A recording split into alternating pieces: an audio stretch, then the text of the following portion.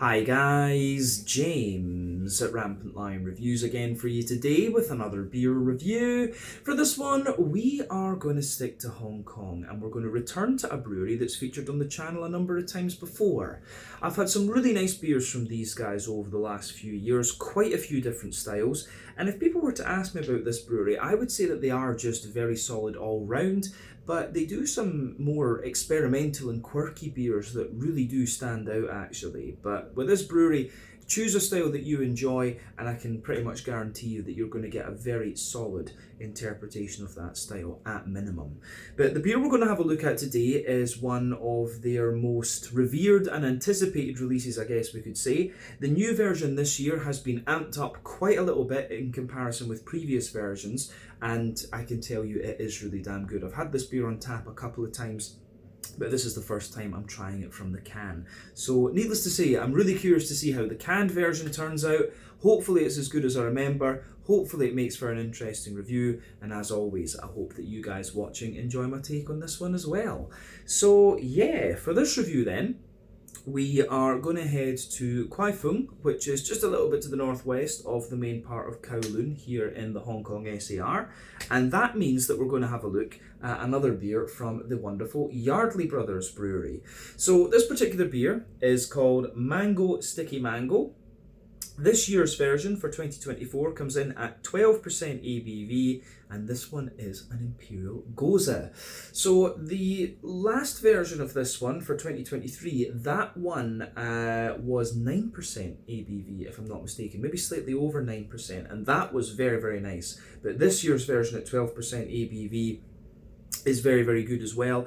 The one from last year I found was a little bit kind of creamier than this one, but this one's a little bit sweeter, I would say, from memory. But yeah, you know, if you get to try the Mango Sticky Mango when you're in Hong Kong, you are onto a little bit of a winner, I would say.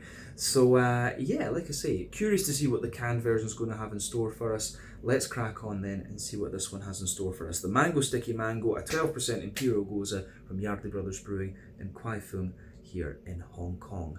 So, as always with my reviews then, I'll tell you a little bit about the brewery before we taste the beer. If you want to get straight to the tasting though, just fast forward. All the usual links can be found in the video description below. That's the brewery website, the link to my other reviews that I've done from Yardley Brothers before, and we will no doubt add some more to that list at some point in the fairly near future. But there's all the usual social media down there. If you want to see more reviews, do please consider subscribing to the channel. The support that you give is massively appreciated, and remember you can go into the channel homepage and search for beer based on the geography tagging system. So just go in there, use the little search bar, put in your hometown, state, county, province, whatever you like. If I've reviewed beers from the area that you search for, they will pop up.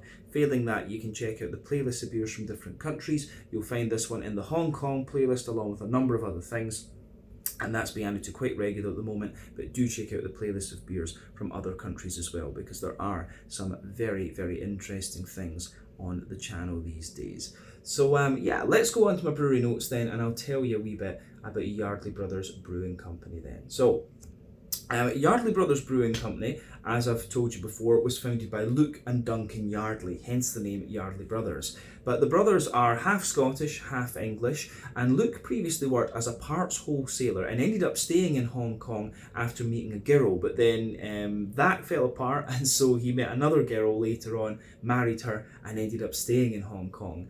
But he and Duncan had homebrewed at home, and then they took it up again when Duncan decided to join Luke in Hong Kong back in 2014. And the reason they started brewing mainly was because they couldn't get the kinds of beer that they wanted to drink themselves. So the first brewery that they had was on Llama Island, but in December 2016 they opened a production brewery on the 5th floor of an industrial building where the rent was significantly cheaper, because obviously in Hong Kong the price of real estate is just absolutely horrendous. But apparently when they moved in, the tanks wouldn't fit in the elevator, and so 8 people had to help them take the tanks up the stairs. But they stayed in this brewery for a number of years, and that can be found in the Kwai Chung area at the Wat Tat Industrial Centre, which is just to the northwest of Kowloon. They've got the Beer Shack, out on Lamma Island, which is worth checking out, and they've also got the tap room in Central these days. But in the last few years, they've spent quite a bit of time developing their barrel program, which started back in 2018. But very recently, in 2023, they moved into a new and larger brewery in the Kwai Chung area, which, as I say, is still to the northwest of Kowloon.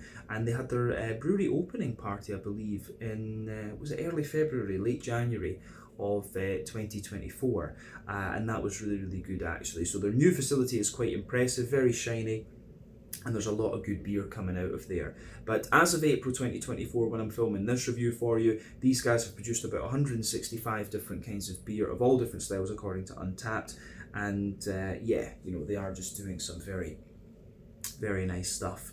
But yeah, that is everything I can really tell you about Yardley Brothers Brewing Company for the moment. If you want to learn more about these guys, you can check out the brewery website. You can follow them on Facebook and Instagram to keep up to date with all the latest goings on. And I do recommend that you go and check out the two tap rooms, the Beer Shack or Yardley's in Central, and you'll meet some really nice guys there. You know, Thibaut, Pinky, you know, Josh. All of these guys are very nice, and Luke himself, along with his wife Ting Ting, are all great. Some very nice people behind this brewery, in fact. But yeah, as I say, that's everything I can tell you about them for the moment. If you want to learn more, check out the brewery website, follow them on Facebook and Instagram to keep up to date with all the latest goings on.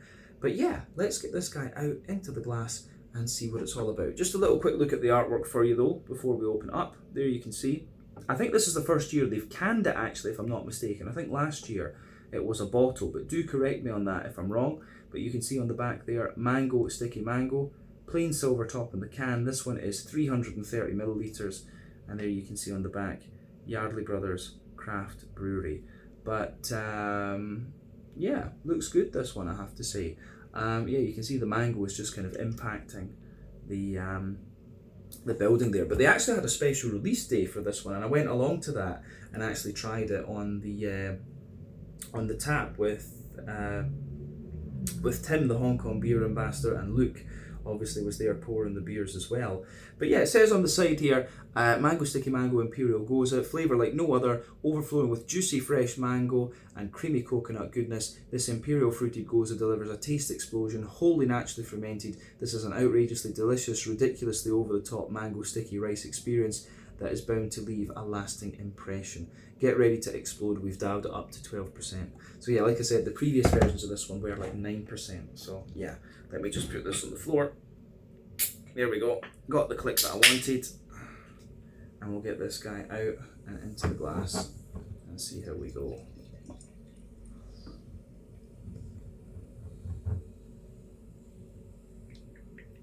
Yeah, there we are. So there you can see quite a little bit of sediment in this one. I've had it in the fridge a little while, but it should still be pretty damn good actually. I was just going to say that this one wasn't pouring quite as I expected it to, but yeah, you can see there's only just a little bit of sediment in this one. I've been meaning to film this review for a wee bit, in honesty, but yeah, I wanted to I just was too busy, to be honest. But yeah, I'm wanting to save this one for a wee bit of a special occasion, but then I realised, yeah, it's not going to last all that long, to be honest with you. It's not going to be in its absolute prime. But yeah, for a 12% mango Imperial Gose, this one has poured pretty much as you would expect. So the Gose as a style comes from Germany, and what they used to do was put this beer in bottles and add salt, and you know, they would let them ferment in the cellar, and you get this kind of layer of foam just forming on the top of them. But the wild yeast, of course, got in, and that was what kind of made them slightly sour.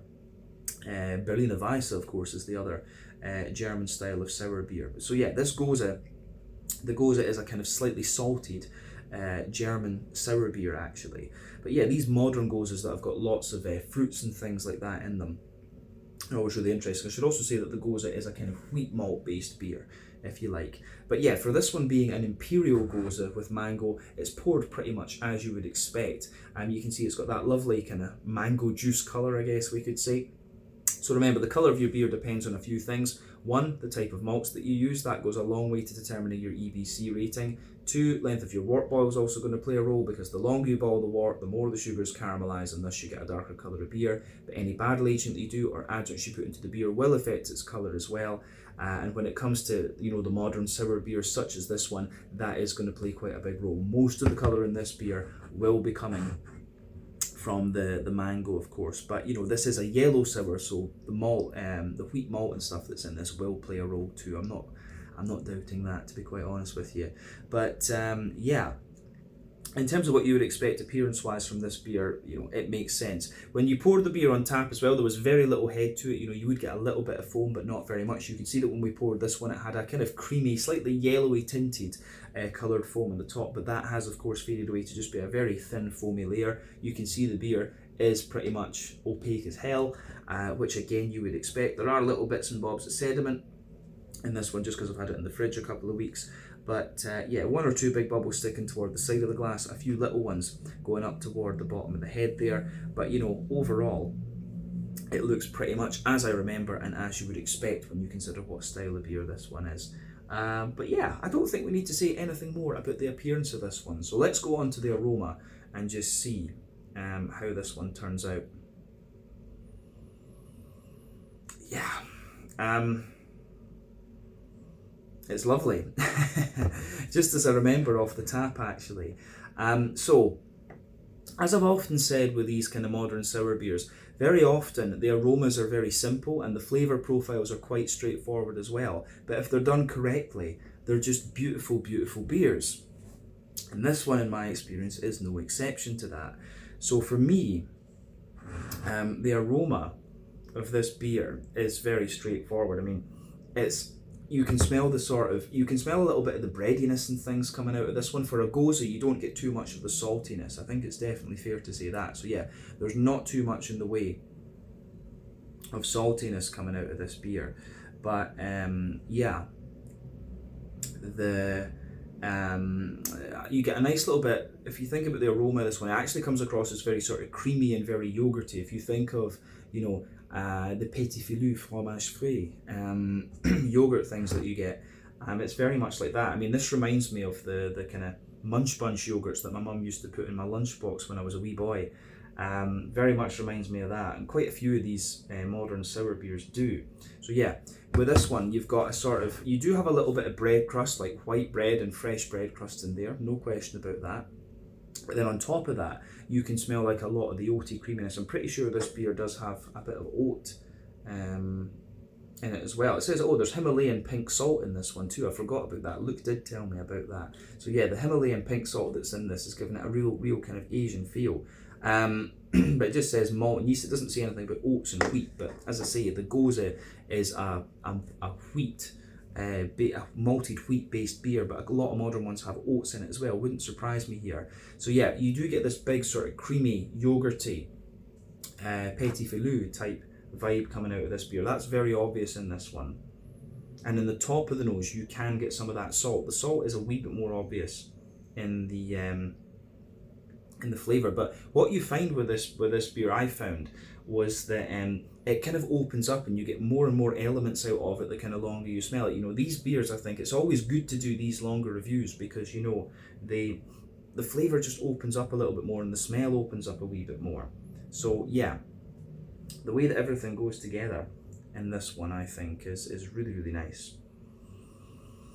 Yeah, so definitely, the more that you smell this one, you can smell a little bit of that salty character in there. The coconut kind of mixes in with the yogurty character in here as well. So yeah, it's like a little bit of white bread crust, fresh white bread, quite dense as well. The big yogurty notes in there, the creamy oats. You do get a little touch of, there is a teeny little bit of like an almost Werther's Original butter candy sort of thing, and that's because of the booze. It's 12% ABV, but the salt is in there. The kind of sticky rice and stuff like that, you can smell that. If I remember rightly, Luke told me this one's based on some sort of is it a Thai dish, where it's like, you know, mango sticky rice and coconut and things like that. So it's meant to be based on that particular Thai dish. But yeah, the aroma of this one, as I say, it's quite straightforward, but it's lovely. Obviously, the focus of the fruity side of things is mango, but you know, you're getting little elements of like apricot and papaya and other stuff like that in here. you know, these are all kind of placebo flavors. There's almost a little bit of that sharper peachy kind of character to it as well, but obviously big juicy mango is the center of attention here. On the hoppy side of things, does this beer actually have hops in it? I'm curious. No, it's nothing listed for hops. So this is one of the big things with modern sour beers, if you like. There is a bit of an argument, because with the old school sour beers, you know, the sort of Belgian lambics and stuff like this, the Flanders Reds, the Huises and stuff like that, what they used to do with the sour beers was to add old hops to them, so that they'd lost a little bit of their kind of alpha acid potency.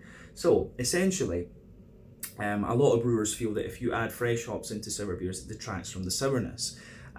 So that was something they wanted to avoid. With the modern sour beers, when you add fruit into beer as an adjunct, it's going to suppress the green component anyway. So there's a bit of debate about whether they should use old hops as they used to give a bit more depth to the flavour, or whether there's any point, because the fruits that they're using in the modern ones suppress it all. So that's the big debate. And I'm guessing Luke has decided not to use the hops in this one because the fruit is so potent. Makes sense.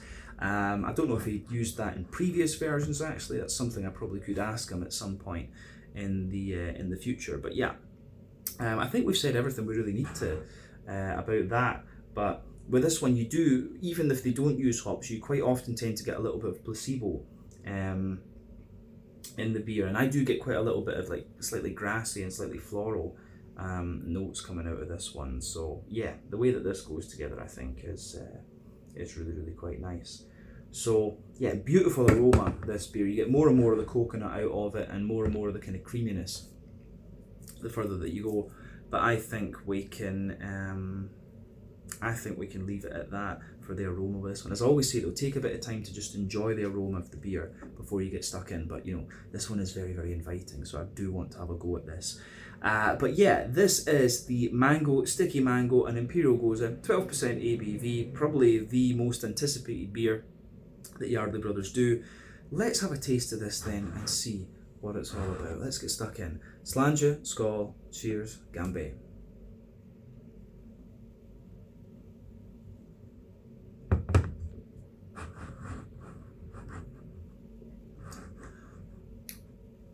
Oh yeah, that is really nice. You know something? It's kind of strange. I think I actually maybe like the canned version a wee bit better than the ones on tap. And I tell you something. It is really, the flavour profile is exactly the same, but I think the canned version, and especially when you let it sit for a wee while, I think it just mellows out a little bit more. And that was one of the things I was a bit wary of with this beer, with having the can, was, you know, if you drink a big Imperial sour like this fresh, it can really, sometimes they can just have a hell of a kick to them, whereas if you let them mellow a little bit, as you would with, you know, a New England IPA or whatever, it can just mellow out really nicely. And I think I'm drinking this beer at maybe 2 months old, something like that, if I'm not mistaken. And at this point, I think the can is in really nice condition. Obviously, you saw that it had a little bit of sediment and stuff in it there, but when we shook it up and swirled the glass around, it goes together really damn well. At this point, this beer is in very good condition, and it's tasting great. And it says about the quality of the beer as well. After 2 months or so, you can taste this, and it actually still tastes as good as it did on the tap in the brewery's tap room. So yeah, that says it all. Again, massive thumbs up to Luke and the guys at Yardley's for this.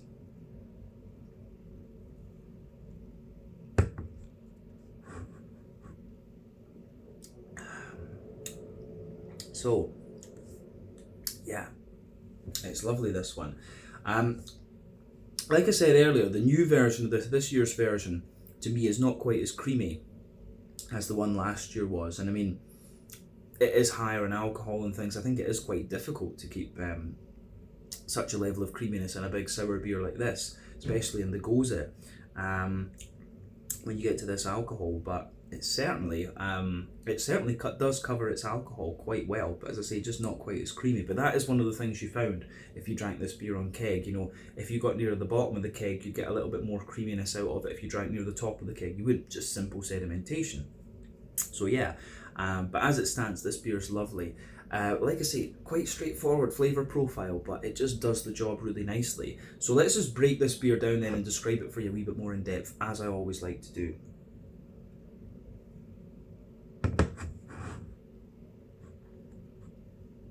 So, for me, the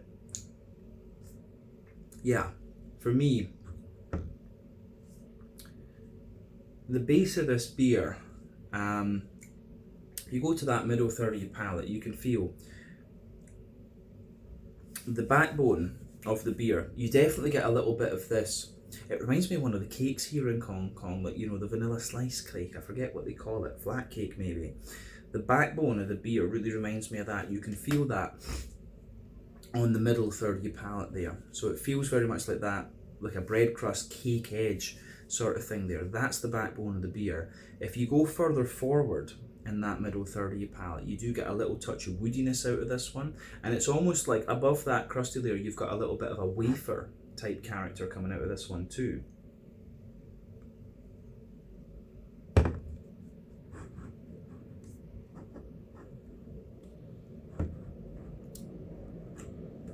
So the wafer character that comes out of this one is kind of lingers there into the aftertaste as well, but above the wafer you start to get this, it's almost like a kind of sponge cakey type quality, and again it reminds me of those cakes that you get in Hong Kong. So it's like sponge on the bottom, you've got like a sort of vanilla paste thing in the middle, and then you've got the vanilla sponge on top of that. So it's very much like a kind of almost vanilla spongy note in there, but within the cake, that's where within that sort of sponge cakey layer that the beer has, that's where you get, pardon me, the sort of coconutty type vibes out of it. It's really good.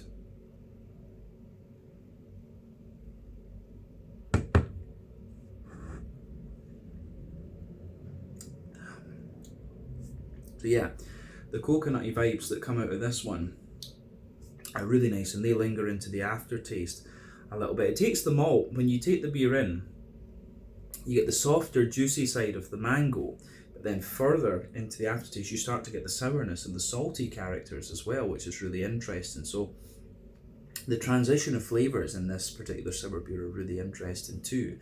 But yeah, above the sort of cakey layer, if you like, that's when you start to get what I suspect is a bit of wheat and a little bit of oat.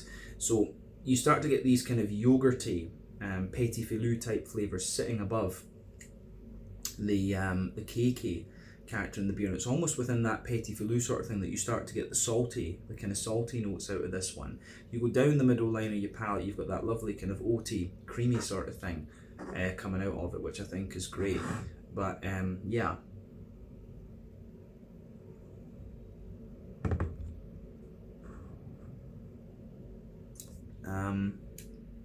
So yeah, the oaty, creamy side of things, that nice kind of creamy oaty character that's in there is really, the oaty, creamy character that's in there kind of it just sits there in the middle of the palate, but in the dead centre of your tongue, you do get a little bit of that Werther's Original butter candy, butterscotchy sort of thing, and that obviously is the booze out of the beer.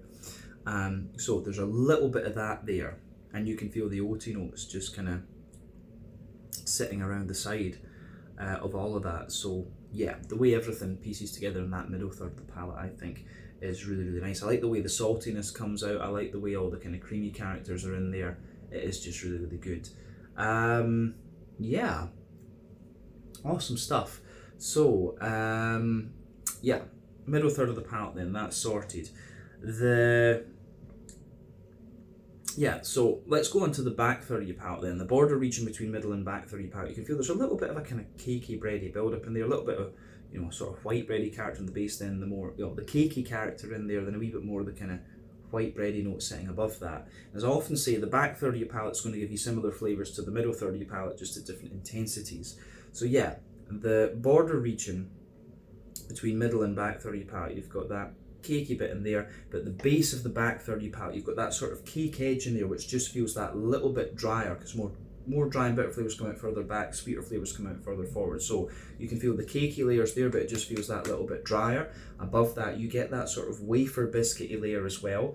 Then you've got the kind of cakey, the sort of cake, vanilla sponge, vanilla coconut sponge sort of flavour that I was trying to describe earlier above that, and that feels a little bit lighter and more airy. And then above that, you get what feels a little bit more like a kind of straight up white bread on the back third of your palate, and you can feel just above that, it feels like there's a little bit of the kind of what I suspect is wheat just creeping over the top of that. As I say, the Gose is a wheat based beer for the most part. So yeah, again, the way that pieces together, I think, is really, really nice.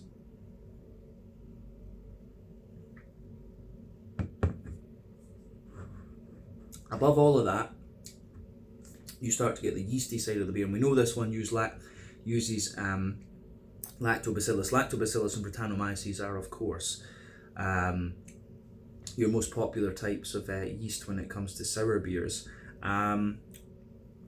So yeah,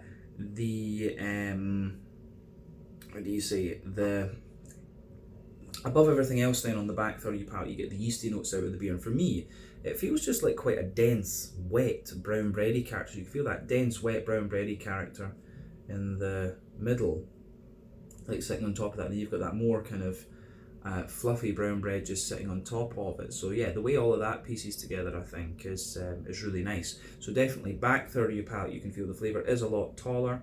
Then as you move further forward into the middle third of your tongue, it just kind of condenses down and squashes together that little bit more. So yeah, the way that everything kind of pieces together in that regard with the malt base and the yeasty character is really nice. So yeah. On the hoppy side of things, as I say, this beer doesn't contain hops, and you can feel that on the edge of the palate because it just feels very, very smooth. But you do have little bits of earthy and herbal character, maybe like a wee bit of grassiness there, but the edges of your palate feel very, very smooth, and that's your kind of telltale sign that there are not hops in this beer.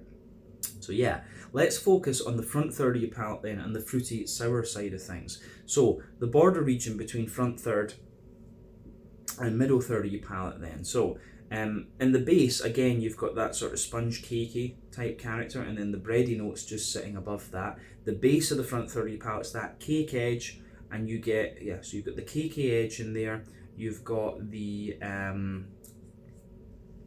as I say, you've got the cakey edge in there, you've got the sort of vanilla sponge cake, sort of vanilla coconut sponge cake sort of thing, and then you've also got the, like a little bit of bread above that, and then you get the big juicy fruity characters coming out of this one. And of course it is all about the mango.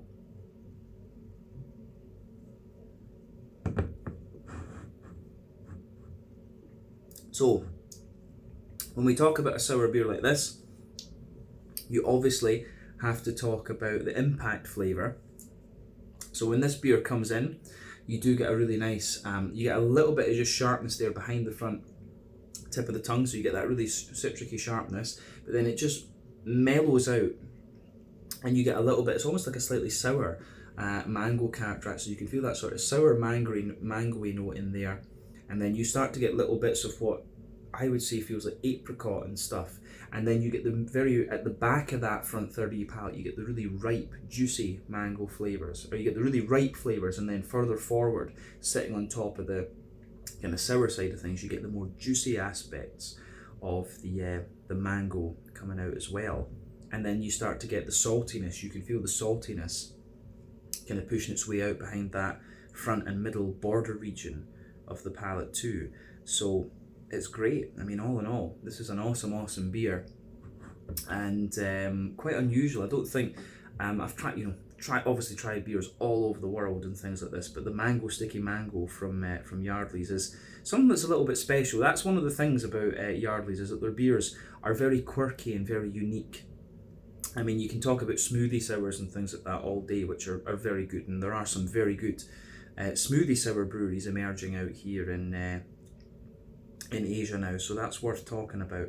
But yeah, this beer is pretty damn unique and pretty damn good, I have to say, so absolutely worth trying. Yeah, I think we've said everything we really need to about the flavour of this one. Actually, to summarise it, it's a very kind of almost like cakey Gose. It's got a bit of that yogurty character to it. You get the salt a little bit later, which is what defines it as a Gose, and you've got the big juicy mango and the nice, pardon me, sort of coconutty flavours pushing their way out of it as well, and it covers its alcohol very well at 12% as well. So yeah, I think we've said everything about the flavour. Let's just round off this review with a wee look at the mouthfeel then. So mouthfeel wise for me,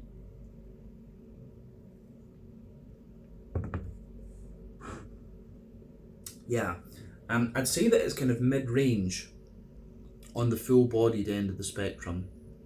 I do remember the one from last year being a little bit creamier. That's why I would say mid-range and why I wouldn't rate it so much higher. So it's just relative to how it was before.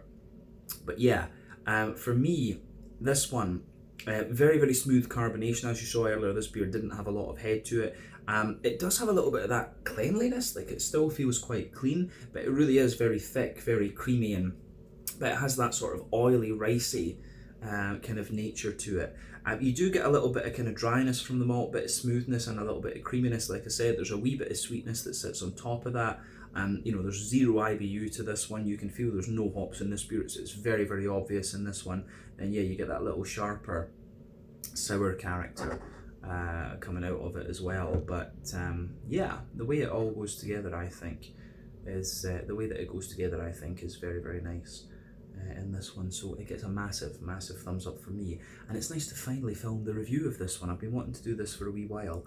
But yeah, I think we can leave it at that for this beer. So this one is the 2024 version of Mango Sticky Mango, an Imperial Gose, 12% ABV from the wonderful Yardley Brothers Craft Brewery in Kwai, Chung in Kowloon here, or in, I guess that's in the New Territories, here in Hong Kong. So yeah, once again, thank you for watching my beer reviews. Until the next time, please like, subscribe, share, all the usual YouTube stuff. Let me know your own thoughts on this beer in the comment section below. Let me know what your favourite beers are from Yardley Brothers Brewery as well. And we will definitely return to these guys again at some point in the near future, because I've got 2 or 3 beers, very interesting ones that I still need to review from these guys. Check out my social media, check out their social media, and if you get the chance, have a go at some Mango Sticky Mango. Ciao just now.